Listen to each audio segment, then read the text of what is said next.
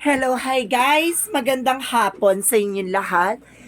This is Chin Bumesa Garechano, a faith healer, also mata reader. So ngayong hapon na to, tignan natin anong gusto sabihin sa inyo ng ating mga gabay. This is special gabay for the month of August 18 hanggang August 24 for the sign of Pisces. So Pisces, welcome to my channel. Ano kayang messages, advices ng spirit guides ang ating masasagap for today's video? Ano kayang kaganapan sa buhay ng mga Pisces ang ating masasagap? So kanino kayang energy, kanino man kaya tong gabay ang ating mahagilap? Kung kanino kaya tong energies, advices, kaganapan sa buhay mo, no? So, this reading is a general reading lamang, hindi lahat makaka-resonate. Kunin lamang po ang makaka-resonate sa inyo and comment down below kung kaninong energy ang ating nasagap. And of course, don't forget to like and subscribe my channel and hit notification bell for more videos update. Sa mga hindi pa po nakakapag-subscribe sa aking channel, please click nyo na pa subscribe button dyan sa baba for all bell para updated kayo sa mga videos na i-upload natin every time in every moment. So guys, kumapit-kapit ka dahil ito na ang reading mo for the sign of Pisces.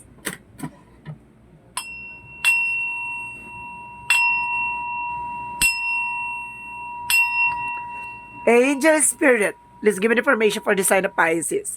Kaganapan sa buhay ng mga Pisces, career, finances, love life, and health. Get more information. Angel Spirit, oh. There's a two of pentacles. There's a balance. Oh, ano kaya itong balance na to? Ano kaya magdadala sa'yo ng balance? Oh, justice, double clarification, there's a balance. No, kumbaga there's a balance, justisya. Deserving. So, ibig sabihin, you are deserving, no? Kumbaga, maaaring deserving ka kung ano man tong mangyayari sa'yo, may justisya. Pak, ganda. Fulfillment, the Nine of Cups, pasabog. And of course, there's a Five of Wands, no? Marami kang competitor at marami kang kalaban dyan. And pasabog. There's an Ace of Pentacles. There's a big money coming in and there's a big opportunity rather, no? Maganda ang pasabog sa inyo nito. Kumaga ito ay special gabay, karagdagan sa iyong reading for this week. So, ibig sabihin nito, mahagilapan kumaga madadagdag yan sa iyong mangyayari, no? And of course, sinasabi sa dito guys na there's some Ace of Pentacles, there's some new material offer, new job, new promotions, no? Kumbaga, baka madagdagan ang iyong finances, no? So, what is additional messages for the Ace of Pentacles? Okay, there is a Queen of Pentacles. Puro pentacles, pera. Kumbaga sinasabi dito, be practical, no? Kumbaga, gamitin mo yung sense of, entrepreneur or sense of business-minded, no? What is the Two of Pentacles and the Justice card? What is the Two of Pentacles? There's a strength card. There's a strongest energy. There's an infinite. Ang lakas ng energy ha. Kumbaga, there's an infinite may energy here. And of course, may energy siya on the top. No? Kumbaga, there's an infinite na mayroong ditong pasabog na magdadala sa ng balance. What is the Justice card? Okay. There is a karma. Oh, justice. Oh, ay, my goodness. Justice is karma. Justice, kumbaga, hustisya. And of course, there's a good karma. Ibig sabihin, kung sino man yung gumawa sa'yo before, ay kinakarma na ngayon. No? Or kung may taong gumagawa sa'yo ng hindi maganda, kinakarma na sila. Ay, pasabog. Kumbaga may magandang kapalaran na nakatadhana sa'yo. Kumbaga there's a good fortune. Or there's a what goes around comes around. Kumbaga kung ano man yung ginawa sa'yo ng tao na to, ay babalik sa kanya. And of course, there's a consequences na lahat ng ginagawa natin. Okay, what is the Nine of Cups? What is the Nine of Cups? Okay. Nine of Cups represent, wait, a king, Nine of Cups. So, ibig sabihin, fulfillment brings you a offer. No? Kumbaga, itong fulfillment na to, it's an offer. No, kumbaga magdadala sa ng fulfillment, over proposal, engagement, or something na makakapagpa-ano sa iyo, makakapagpa sa iyo at makakapag ano ng dreams or goal mo sa buhay. So ano tong Five of Wands? What is a Five of Wands? There is a Nine of Swords. Oh, kumbaga sinasabi sa'yo dito, nagkakaroon ng trouble ay yung thoughts mo, yung iniisip mo, no? Kumbaga sinasabi sa'yo dito na huwag kang ma-stress. Alisin mo yung takot at pangamba mo. What is the Ace of Pentacles? Okay, there's a full card. There's a leap of faith. There's a process and progress. Ibig sabihin dito, maaaring lumalakad na ang magandang kapalaran na nakatadhana para sa iyo. Kumbaga, nasa progress ka na. What is the Queen of Pentacles? Queen of Pentacles represent the Two of Cups. There's a partnership. Yun, di ba? About sa business. Ibig sabihin dito, about sa business mo, kumbaga, some of you, baka yung person mo makikipag-business collaboration sa'yo, it's a good part. And of course, sinasabi dito, there's a Three of Wands. Kumbaga, Three of Wands is a waiting, no? Waiting for a result. Kumbaga, nag-aantay ka na lang ng resulta dito. There's an infinite strongest energy na parating na ang pasabog. And of course, the Nine of Pentacles, blossoming abundance. Kumbaga, yung pasabog na parang kumbaga sa Japan, nagkakaroon siya na yung blossoming cherry blossom, yung ganon. Kumbaga, may buwan siya na mamayagpag, ganon siya. Kumbaga, parating na yon yung ganong mo eksena, yung ganong momentum mo. No, malapit na ang pasabog na magdudulot sa'yo ng financial windfall. What is the Nine of Cups and the Knight of Cups? Get more information. There is a Page of Pentacles, manifestation, no? Or new ideas, or fresh ideas, or new insights, no? May mga bagay na parang itong offer na to magdadala sa iyo ng fulfillment and manifestation. No? Ito yung matagal mo nang inaantay. What is the Five of Wands and the Knight of Swords? Okay, there's a Ten of Swords. Oh, yun nga, di ba? Someone's betray you. Or someone doing a black magic or something na gumagawa sa'yo ng hindi maganda. No? Or something, there's a competitor na tatraidoring ka. No? And of course, sinasabi dito, there's a sleepless night. So, some of you, gumagamit talaga ng black magic involved. No? Kasi there's a black magic na parang hindi ka makatulog, hindi ka kumbaga na, feeling mo lutang ka. Kasi some of nowhere, nagigising ka na 2 or 3 a.m. No? In the midnight. And of course, sinasabi sa'yo dito na parang balisa ka at the same time. Kumbaga, nawawala ka sa focus. Kumbaga, madalas nagiging makakalimutin ka. No? Kumbaga, tinrider ka ng tao na to. Binabackstab ka. What is the Ace of Pentacles and the Full card? Okay, there's a Six of Swords. Transition, no? Magbabago na yung sitwasyon mo pagdating sa finances. Kumbaga, nagkakaroon ka na kagibitan this past few weeks or this past few months.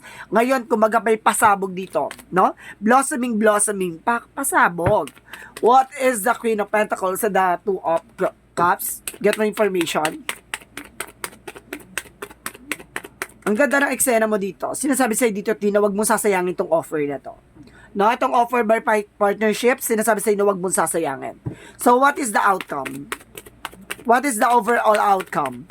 Outcome is the King of Pentacles, being practicality, and of course, kumbaga mature, grounded, pagdating sa finances, the Three of Swords. Marami na iinggit sa'yo. No, maraming naiinggit or nagagalit sa'yo behind your back. And of course, there's a Chariot card. Kumbaga, there's a movement, or there's a joining forces. No, kumbaga, may success dito in the near future. Pero there's an inggitera. So, what is additional messages? What is additional messages? There is a Knight of Pentacles. Na maging practical ka about sa finances. Maging kumbaga, confident. And of course, Two of Swords, there's a decision that you need to make. And of course, there's a Six of Wands, na there's a victory and success. Magtatagumpay ka dito. Kailangan mo lang magdesisyon. Ibig sabihin, nasa panig mo to, T. Kumbaga, nakakasama mo tong tao na to. Kailangan mo siyang i-let go. Kailangan mo siyang i-cut sa situation mo. Kailangan mo siyang paalisin or makawala siya sa situation mo. Nasa hanay mo to. Nasa cycle mo to. So, you need to do something na makakaalis siya sa'yo. Ganon. Kumbaga kasi siya yung kumbaga sa bahay, anay. No? What is the Love Oracle card? May anay ka dyan sa hilera mo. And there's a mask. Oh, I told you. 'Di ba? Meron ditong not showing the true feelings. Mayroong hindi nagsasabi na totoo sa'yo. Ibig sabihin, some of you, there's a, or receiving, there's a progression arriving, moving on. So, kailangan mo i-close your issue. No? Eto, some of you ha, kailangan mo i-close tong issue na to. Let's see. Kung makikita mo siya. Okay. Ayaw. Okay. Sinasabi sa'yo dito na magkakaroon ka ng kailangan mo i-close tong issue na to about sa kanya. Kasi kung hindi mo siya iaalis sa cycle mo, same scenario pa din to. No? Tatry rin ka at some of you. Kumbaga, magkakaroon ka ng financial loss, financial collapse, bankruptcy. No? Kumbaga, itong tao na to, kailangan mo makaalis sa'yo.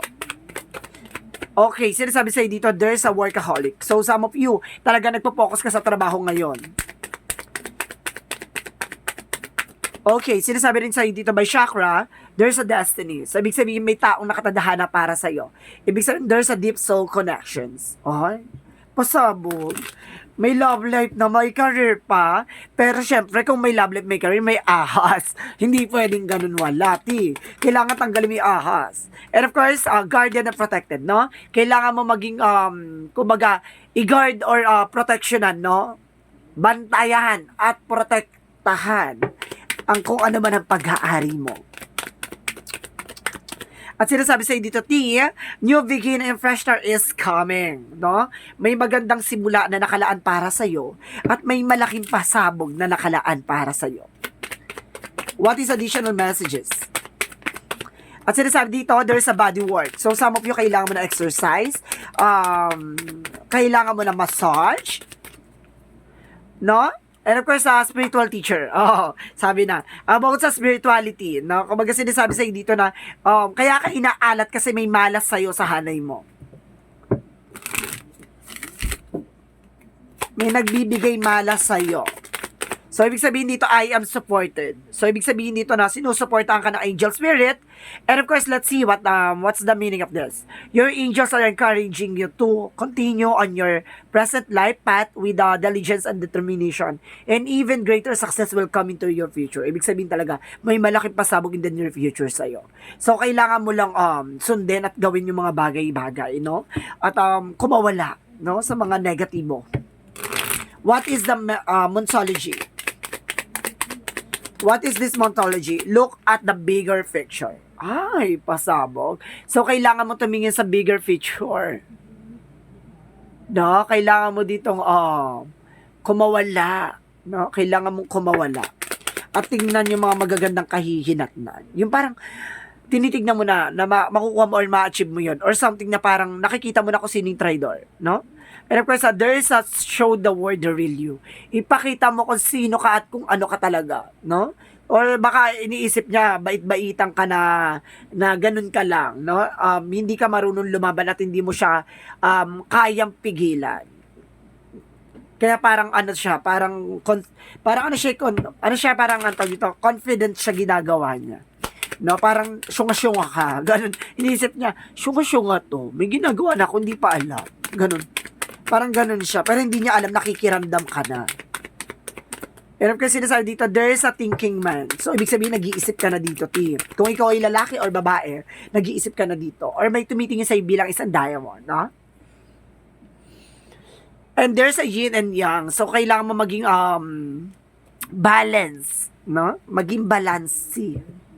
What is this angel's messages? What is this angel's messages? Blue, communication, no? Inner truth, no? Kailangan mo malaman ang katotohanan. And of course, there's a kitchen, creation, no? Kailangan mong baguhin at pagandahin ang eksena mo. And there's an autumn, no? Kumbaga, may magandang pasabog na nakalaan sa'yo. There's an abundance. Kumbaga, there's an abundance. Kumbaga, may maganda at makakapag-harvest ka in the near future. And kasi sinasabi dito, there's a passion and survival. No, makakasurvive ka dyan. At the same time, there's a prophecy. Premonition, no? Para nakita mo na tong kahihinat na to, parang nagkakaroon ka na ng vision or visualize. Or nabivisualize mo na parang there's something better. Or there's something wrong. Ganon. Kumbaga sinasabi mo dito na parang mayroong umaanay sa akin. Or mayroong parang tumatraitor sa akin. Nararamdaman ko. Parang ganon na siya. So, what is the Jesus loving quotes? So, anong sasabihin ni Jesus loving quotes? Come to me, all that labor and heavy laden, I will give you the rest. So, ibig sabihin dito, ibigay mo rin kay God lahat ng mga mabibigat, lahat ng mga pasanin at lahat ng mga obligasyon na alam mong sobrang bigat na at hindi mo na kinakaya. Sinasabi sa'yo dito na i-surrender mo sa Kanya. Ibigay mo at kumbaga, bitawan mo at surrender mo lahat ng mga yan. Kumbaga, sabihin mo sa Kanya na ikaw na bahala, God. Kumbaga, ikaw na bahala, Jesus, o anumang tawag mo sa Kanya, Ama, Yahweh, or something na alam mong, or Allah, or something na alam mo makakatulong sa'yo. Kumbaga, hilingin mo sa Kanya yung guidance and protection. What is the messages of life? What is the messages of life? Ano first sinasabi dito? Attaining peace. So, what is attaining peace? Today, I turn within to find the source of my experiences. There, I find the peace that comes from seeking truth. I understand that the riches I discover within myself that's a greater value than all that wealth of the outside world. Step by step, I continue my spiritual goals. Little by little, I free myself, rising ever higher and attaining true inner peace. So, ibig sabihin dito, unti-unti mo nang natutuklasan at unti-unti mo na nadidiscover sa sarili mo na parang lumilinaw na yung mga bagay-bagay, no? Yung mga pinagdadaanan mo at yung mga tao sa paligid mo, lahat ng mga bagay, kumbaga nagkakaroon ng synchronicities. Kumbaga na binabatid o hinahatid sa iyo ng ating mga angel spirit, yung mga kasagutan sa lahat ng katanungan mo. Even yan dun sa mga problema about sa finances, sa health, sa relationship, lahat ng yan, ibibigay lahat ng mga kasagutan. There's a justice. So, ibig sabihin, deserve mong makuha. What is your dito desires or yung goals or yung wishes, no? Kumbaga isa sa katuparan din yan. Kumbaga at the end of the time magkakaroon ka ng harvest time, no? Kumbaga ma-harvest mo lahat ng mga sacrifices mo, kumbaga lahat ng mga inalay mo, sinurrender mo, lahat ng yan ay matatamo mo. So guys, this is a special gabay for the month of August 18 hanggang August 24 for the sign of Pisces. This reading is a general reading lamang, hindi lahat makaka-resonate. Kunin lamang po makaka-relate sa inyo and comment down below kung kaninong energy ang ating nasagap. Maraming salamat guys and see you in the next video. Bye-bye and babush!